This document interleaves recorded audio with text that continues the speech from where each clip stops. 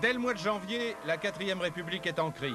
Tandis que le président Auriol reçoit les vœux du corps diplomatique, le gouvernement Pleven chute sur la question financière.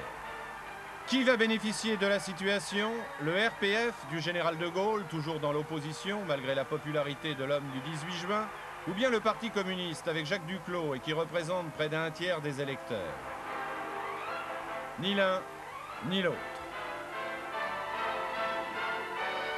Après la traditionnelle ronde des pressentis, après les échecs ou les refus de Paul Reynaud, Georges Bidault, Jacques Soustel, c'est Edgar Faure, 42 ans, qui devient d'abord président du Conseil.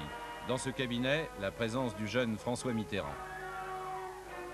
Mais le gouvernement Edgar Faure ne durera que 40 jours.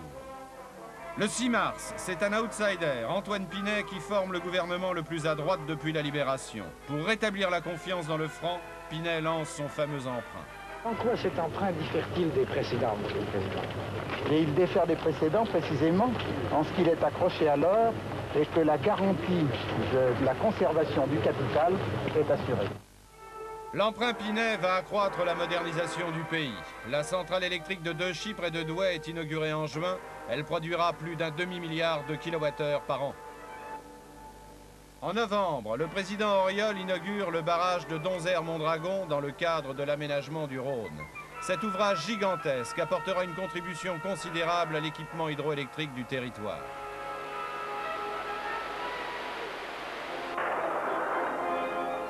Autre travail herculéen, le barrage de Tignes en Savoie. La mise en service doit noyer le petit village de Tignes. Devant le refus des habitants d'évacuer leur maison, le préfet fait déménager la mairie et l'école par l'armée. Le prix du progrès est parfois lourd à payer.